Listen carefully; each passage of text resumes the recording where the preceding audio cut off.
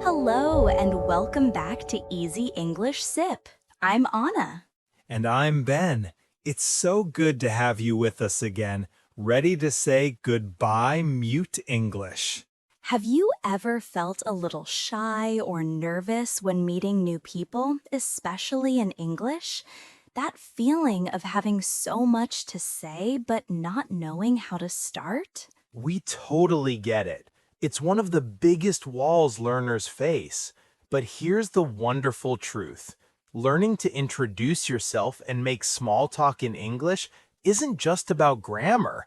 It's about unlocking a whole new world of connection. Imagine this. You're traveling and you strike up a conversation with a local, sharing laughs and stories. Or at an international event, you confidently introduce yourself and make new friends from around the globe. These aren't just dreams, they're real possibilities waiting for you. A simple hello, my name is, can open doors to incredible experiences, deeper understanding of other cultures, and personal growth you never imagined. Today, we're giving you the practical tools to turn those shy moments into confident connections. Because every great friendship, every inspiring encounter, every exciting opportunity often starts with just one thing, a confident introduction and a little bit of small talk. Let's make sure you have the English to embrace those moments. It really shows the power of just starting a conversation. It reminds me of when I first joined a local hiking club. I was new in town and didn't know anyone. Oh, that can be a bit nerve-wracking. Walking into a room full of strangers is a classic mute English moment. What did you do? For the first 10 minutes, I just stood in the corner and looked at my phone. I was so nervous. I didn't know what to say after, hello, my name is Ben. I was worried the conversation would just stop. I've been there. That awkward silence is the scariest part. So, how did you break the ice? Finally, the group leader came over. She introduced herself and then asked me, "So, what do you like about hiking?" And suddenly it was easy. We started talking about our favorite trails, and then I met other people. That simple question about a hobby changed everything. That's a perfect example. A good introduction is a starting point, but the magic happens in the small talk that follows. Talking about hobbies, family, or where you're from. That's how you build a real connection. So today, let's learn how to do all of that. Our topic is real conversations, introductions, and small talk. Okay, let's get our conversation starters ready. First, the basics of introducing yourself. You'll say, "Hello, my name is," or more casually, "Hi, I'm." A great follow-up is, "It's nice to meet you." Next, talking about your country and job. You can say, I'm from country, or I come from city. For your job, you can say, I work as an job title, or I'm a student. Now for the really fun part, talking about your hobbies and interests. You can use phrases like, I enjoy, verb plus ing. For example, I enjoy hiking. Or, I'm interested in, noun. For example, I'm interested in photography. Other great hobbies are traveling, cooking, reading, playing sports, or watching movies. Let's expand on that. For sports, music, and movies, you can talk about your favorite sport or sports team. Like, I'm a big fan of basketball. You can mention your favorite singer, band, or actor/actress, or a specific movie or TV show. These are universal conversation starters. And what about your family? It's common to talk about family in small talk, but keep it general at first. You might hear questions like, Do you have any siblings? A sibling means a brother or sister. You can answer, yes, I have one older brother and one younger sister. Or you might mention your parents, children, or if you are married or single. Let's also touch on discussing your country's culture and famous things. If someone asks, "Where are you from?" they might follow up with, "What's your country famous for?" or "What's a popular custom or festival there?" You can talk about famous landmarks, food, history, or even famous people from your country. Finally, let's cover ending the conversation. It's important to do this politely. You can say, "It was great talking to you," or "I should get going now." And a nice final phrase is, "Let's keep in touch." Now that we have our topics, let's build the powerful sentences to discuss them. Today, we have two fantastic grammar points. First, a magic phrase to ask about life experiences. Have you ever? And second, how to naturally talk about your hobbies using ing verbs. Let's start with that magic phrase. To make small talk interesting, you need to go beyond "what do you do?" You want to ask about someone's experiences. For this, the best question starter is "Have you ever?" The structure is simple. It's have you ever plus the past participle of a verb. For example, the past participle of be is been, and of see is seen. This question is your key to unlocking amazing stories. Exactly. Let's look at some examples based on our topics. If you are talking about countries, you can ask, "You're from Australia. Have you ever been to the Great Barrier Reef?" If you are talking about hobbies, like movies, you can ask, "You like Christopher Nolan. Have you ever seen his movie Inception?" Or for food, have you ever tried making sushi at home? The answer is usually simple: "Yes, I have," or "No, I haven't." And then that person will share their story. This one question can start a 5-minute conversation. It's an incredibly powerful tool. Now for our second point, using ing verbs, gerunds, to talk about hobbies. This is about sounding natural. After verbs like, love, and enjoy, we often use the ing form of a verb. Right. So instead of "I like to cook," which is grammatically correct, it often sounds more fluent to say "I like cooking," or "She loves traveling," or "He enjoys playing the guitar." You can also say, "I'm really into reading fantasy novels." So, to really elevate your small talk, use have you ever to ask about experiences, and use the ing form to talk about your hobbies.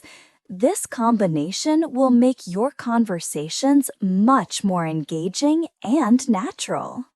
Okay, Ben, let's put it all together. This role play will simulate meeting a new person at a casual party. We'll cover everything: the first introduction, asking about jobs, where we're from, and of course, talking about hobbies, family, country, and even personal experiences using our new grammar point. I'll start the conversation. I'm ready. I'll be the friendly new person at the party. Let's see if we can have a really engaging conversation.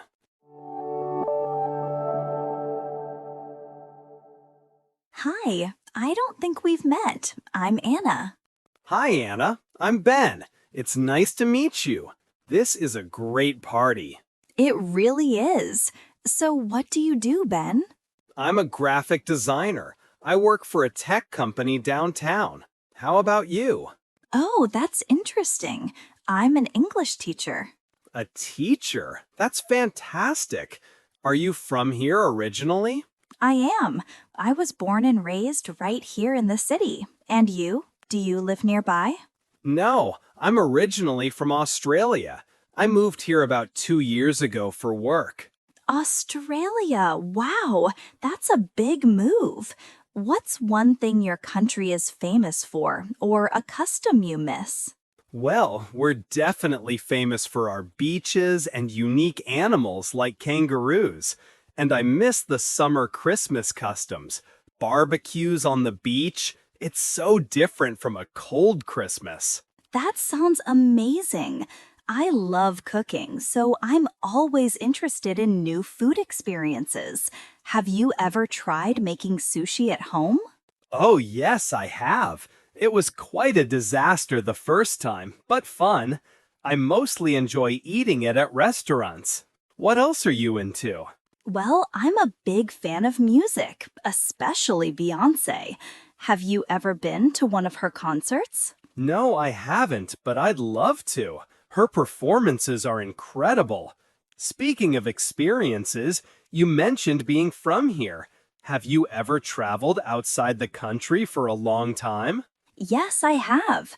I spent a year teaching English in South Korea a few years ago. It was an amazing experience. That sounds incredible. Well, Anna, it was really great talking to you and learning about your interests and experiences, but I should probably go and find the host to say thank you. You too, Ben. It was a pleasure to meet you. Let's keep in touch.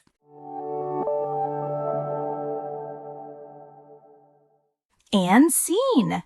That was a much richer conversation, moving from simple introductions to hobbies, family, country, and even personal experiences.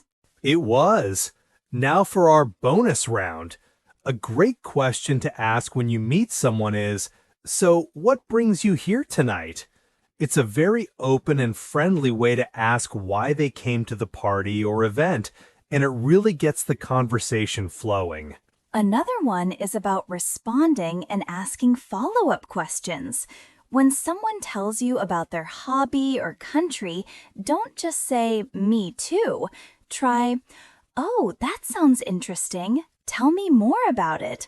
Or, "That's so cool. What do you like most about that?" This shows you are truly listening and engaged. Now for our special segment, Fluent Phrases from the Hosts.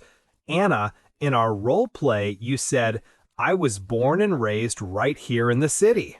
Yes, born and raised is a very common and natural fixed phrase. It's a fluent way to say that you were born in a place and you also grew up there. It sounds much better than saying, "I was born here and I lived here when I was a child." It's also very useful when someone asks about your hometown. It's a great one to remember. And for our final cultural tip, in many English-speaking cultures, while we love talking about our own country, it's often best to let the other person introduce topics about their country or culture first, unless you have a very specific, positive question. Avoid asking about politics or religion early on. Stick to general topics like food, travel, music, or sports to keep the conversation light and friendly. And that wraps up our insightful session on introductions and small talk. We've hopefully equipped you with all the tools to confidently meet new people and start engaging conversations. We truly believe you're now better prepared to step into any social situation, introduce yourself, and connect with others in English. This ability to initiate and sustain a conversation is a huge game changer for saying goodbye mute English. Now, to really cement these phrases in your memory and make them flow effortlessly, we highly recommend some focused active practice. It's more than just passive listening, it's about active engagement. Here's a tip. Start by revisiting the role play segment from this episode. Listen carefully, paying close attention to the intonation and pauses. Don't worry about reading yet. Then, with the transcript in hand, listen and read along. But here's the crucial part for speaking. Immediately after hearing a sentence, pause and imitate us out loud. Try to mirror our pronunciation and rhythm. This powerful technique will tune your ears and train your tongue for natural English. Precisely. This kind of active imitation is the most effective way to improve both how you hear English and how you speak it. It transforms passive knowledge into active skill. Through this consistent practice, you'll find yourself confidently engaging in real conversations, breaking down those language barriers, and truly leaving mute English behind. We sincerely hope this conversation empowers you to connect with people from all walks of life. If this video helped you feel more ready to mingle, please consider giving it a thumbs up. Your likes help our community grow and bring these lessons to more learners. And if you're keen to join us for more practical English lessons, we have so many exciting topics lined up. Do hit that subscribe button. We'd absolutely love to have you as a regular part of our learning family. And now for your challenge. To truly master today's lesson, practice in the comments below. Introduce yourself and share something about your hobbies or experiences using today's grammar. Don't be shy. This is your safe space to practice. You can use these templates to help you get started. Template 1. Introduction and hobby or interest with details. Hi, I'm your name from your country. I really enjoy your hobby plus ing, especially specific detail / sub-hobby. Example. Hi, I'm Lena from Germany. I really enjoy reading, especially historical fantasy novels. Template 2. Introduction and experience with a follow-up. Hello, my name is your name. I'm a big fan of a specific sport, artist, movie genre, and I've always wanted to know, have you ever an experience related to your interest, e.g., seen them live, visited a relevant place? Example. Hello, my name is Kenji. I'm a big fan of Japanese rock music, and I've always wanted to know, have you ever been to a rock festival in Tokyo? Example. Hi, I'm Sophia. I'm really into superhero movies. Have you ever visited the Marvel Avengers campus in Disneyland? We can't wait to read your introductions and cheer you on. Keep practicing, and goodbye for now.